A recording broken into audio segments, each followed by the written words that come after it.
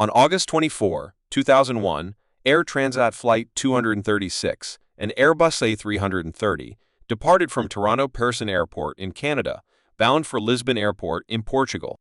The flight, which typically spans around 7 hours, traverses the Atlantic Ocean, beginning in Canada and proceeding over the western Atlantic before arriving in Europe. The aircraft, built in 1999, was configured to accommodate 362 passengers and had logged over 10,000 flight hours by the time of the incident. Shortly after takeoff, the captain declared a Mayday emergency as the right engine experienced a flameout, leaving the aircraft with only a few hundred kilograms of fuel while flying over the Atlantic. The situation deteriorated rapidly when the left engine also failed, resulting in a complete loss of electrical power and cabin pressurization. In the ensuing darkness, the pilots faced significant challenges in maintaining control of the aircraft, which had switched to emergency systems. Meanwhile, the crew took swift action to prepare the 293 passengers and 13 crew members for a possible emergency water landing, fully aware of the dire circumstances they faced. This account details the harrowing experience of Air Transat Flight 236, which was ultimately forced to navigate a critical situation with limited resources. 9 tons of fuel were loaded, exceeding the minimum legal requirement by 5.5 tons. On board the aircraft were 2 pilots, Captain Robert Peachy, aged 48, who had amassed nearly 177,000 flight hours, with approximately 800 of those on the Airbus A330, and First Officer Dirk de Jager, 28, who had logged 4,800 flight hours, including 386 on this specific aircraft model. 4 days prior to the departure of Air Transat Flight 236, the aircraft underwent routine maintenance. During this inspection, the maintenance team identified metal shavings in the oil filter, indicating potential engine issues. Unable to determine the source of these shavings, they opted to replace the engine. The replacement engine, loaned from Rolls-Royce, was in a pre-service bulletin configuration, while the engine being replaced was in a post-service configuration. This discrepancy presented a challenge for the technician in charge, as the rear hydraulic pump from the removed engine could not be fitted onto the replacement engine due to interference with the fuel pump inlet tube already installed on the loaned engine. Lacking access to the service bulletins from the available computer terminals, the lead technician sought guidance from the maintenance engineering department, which advised using only the rear fuel tube from the engine being replaced. By following this recommendation, the technicians ensured adequate spacing between the fuel tube and the adjacent hydraulic tube. After installing the new engine, the technicians conducted an inspection and found no issues. The engine successfully passed a ground run test, confirming its proper functionality. The aircraft was deemed fit for flight shortly before 1:00 a.m., at which point the Airbus commenced its journey. The pilot directed the aircraft eastward. The initial hours of the flight proceeded without incident, characterized by a calm and routine atmosphere as the plane maintained a steady course toward its destination. However, several hours into the flight, while positioned midway across the ocean, the pilots encountered an anomaly. Upon reviewing the secondary display for engine metrics, they detected irregularities in the data from the right engine. The oil pressure readings were abnormally elevated, accompanied by a lower oil temperature and a reduction in oil quantity. These alerts presented a perplexing situation for the pilots, as it is typical for engine oil temperatures to rise during flight. The unexpected decrease in oil temperature left them bewildered. They consulted the manual in search of an explanation but found no relevant information regarding the unusual readings. The pilots subsequently reported the issue to their maintenance control center, requesting further analysis. However, the center was also unable to ascertain the cause of the anomaly. Unbeknownst to the pilots, the irregularities in the engine oil indicators stemmed from a significant fuel leak within the right engine. A critical error had occurred during the engine replacement process, where the hydraulic and fuel lines were positioned too closely together. Despite the technicians' belief that adequate space existed between the lines, they failed to account for the impact of pressure from the system. The hydraulic system had the potential to impact the aircraft during flight, as the hydraulic and fuel lines of the right engine were in constant contact, gradually wearing against one another. This friction ultimately led to the rupture of the fuel line, creating a substantial hole. According to the final report, the aircraft was losing an estimated 12 to 15 tons of fuel per hour through this breach, a stark contrast to the typical fuel consumption of approximately 2.6 tons per hour for an Airbus engine. Remarkably, despite the significant fuel leak, the engine continued to operate normally. The design of the aircraft's fuel system is crucial in this context. The Airbus is equipped with multiple fuel tanks, with each wing housing 2 tanks, in addition to a center tank and a trim tank located in the horizontal stabilizer at the tail. The trim tank is responsible for redistributing fuel from the rear to the front of the aircraft to maintain its center of gravity limits as fuel levels in the wing tanks decrease. The trim tank automatically transfers fuel forward to the wing tanks when they are depleted, a process typically scheduled to occur 35 minutes before reaching the destination airport, or when the wing tanks fall below 4 tons, or when the aircraft descends below flight level 245. This mechanism ensures balanced fuel distribution for landing. However, in this particular case, the trim tank commenced its final fuel transfer prematurely, sending all remaining fuel forward into the wing tanks much earlier than usual, despite the presence of an indication. In the cockpit, the pilots initially failed to identify the irregularity while addressing the oil pressure concern. Concurrently, an advisory message illuminated on the ECAM, the central display unit that alerts pilots when immediate action is required. This particular advisory indicated a fuel imbalance between the tanks in the left and right wings. A fuel imbalance occurs when one wing contains a greater volume of fuel than the other, which poses a significant issue as the aircraft must maintain balance. For the Airbus A330, the ECAM does not provide specific actions to rectify this situation. It merely notifies the pilots of the imbalance, prompting them to consult the Quick Reference Handbook (QRH) for further instructions. This handbook is intended to assist pilots in managing non-normal procedures, leveraging their training and handling fuel imbalances.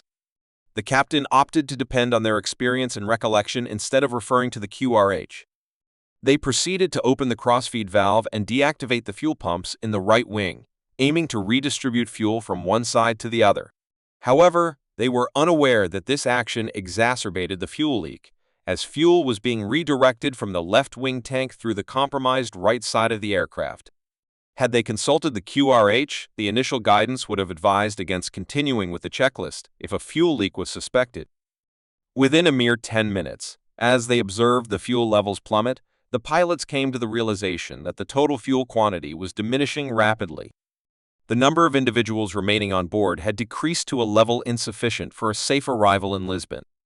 In light of this critical situation, the crew began to assess alternative landing sites across the vast Atlantic Ocean. The pilots faced limited options and identified Lajes Airport on the island of Terceira, Portugal, as a suitable diversion point. While the pilots deliberated on their diversion strategy, a cabin crew member entered the cockpit to report that some passengers required assistance. Upon their arrival at Lisbon Airport, the pilots communicated the urgent necessity to divert to another airport due to a technical issue. They instructed the cabin crew member to visually inspect the wings. Following the pilot's guidance, the crew member dimmed the cabin lights to enhance visibility and utilized a flashlight to examine the wings from the cabin windows. Despite a thorough inspection, no irregularities were found. Detecting a fuel leak is relatively straightforward during daylight, however. Identifying one at night poses significant challenges. Given the absence of any indications of a fuel leak, aside from the unexpectedly low fuel levels, and with no additional ECAM warnings or alerts, both pilots deduced that the issue was likely a malfunction of the computer system. Although the pilots contemplated following the standard fuel leak protocol, they ultimately opted against it. They reasoned that initiating such procedures would necessitate a descent to a lower altitude, which could exacerbate the situation. Investigators later determined that had the pilots implemented any of the standard fuel leak procedures, it could have led to further complications. The decision to divert was influenced by the procedures regarding fuel leaks, specifically whether to follow the wing fuel leak procedure or the procedure for when a fuel leak is not located. The aircraft would have landed with a minimum of 3.8 metric tons of fuel on board. The captain's choice to disregard the fuel leak procedure was affected by a cognitive bias known as framing bias.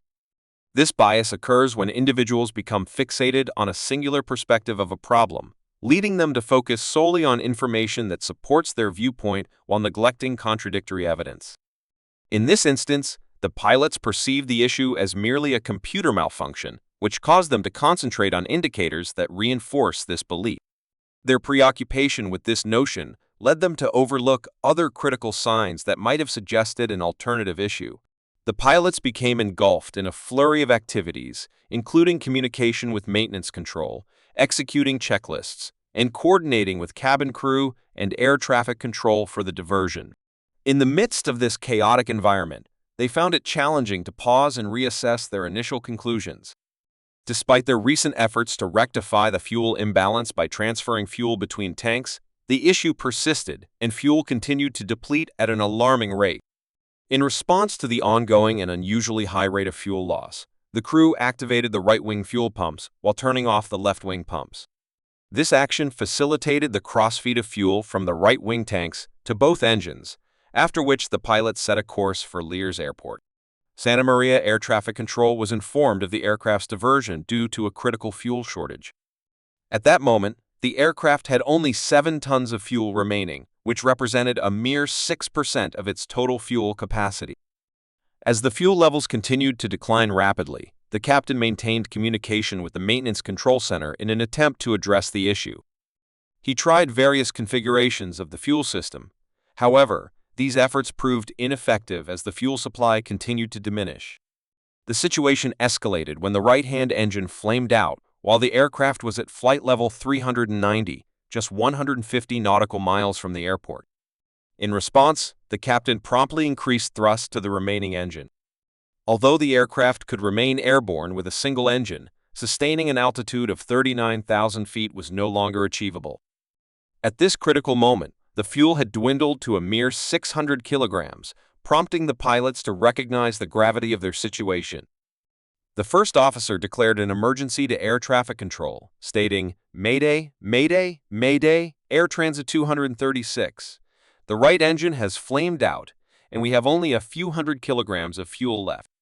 Shortly thereafter, the first officer announced via the public address system to the cabin crew and passengers that they would be landing soon and should prepare for a potential emergency water landing.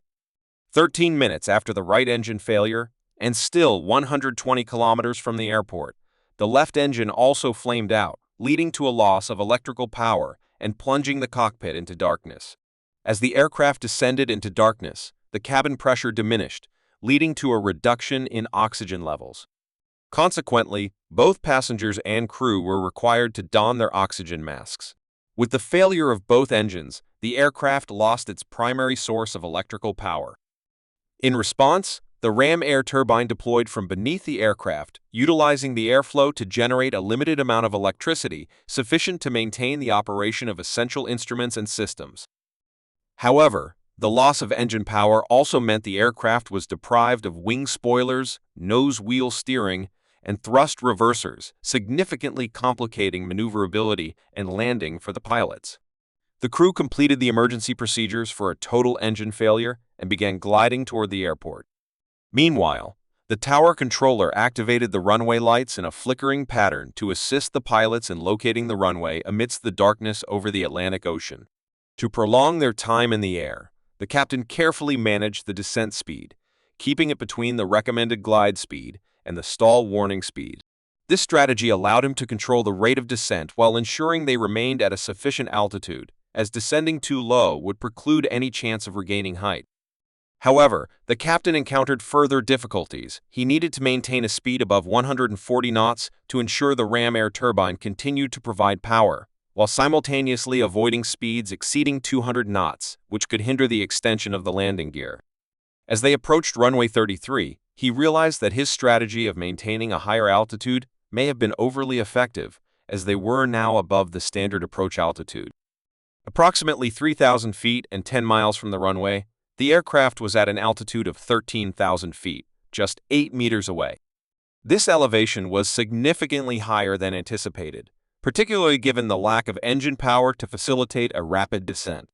In response, the captain executed a 360 turn, a maneuver commonly employed in gliding to reduce altitude by approximately 4,000 to 5,000 feet.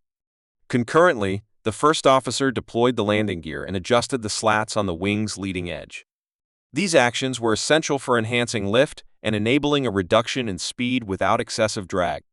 Following the 360 turn, the captain leveled the wings as they approached the runway. However, they were still confronted with an incorrect altitude too high for a standard landing approach, yet too low to attempt another full turn to decrease altitude. With no margin for error, every action and decision became critical as the aircraft made its final approach to the runway, leaving no room for mistakes. The first officer meticulously monitored the airspeed, recognizing that with both engines having flamed out, the flaps could not be utilized, necessitating a landing speed of approximately 200 knots instead of the typical 145 knot.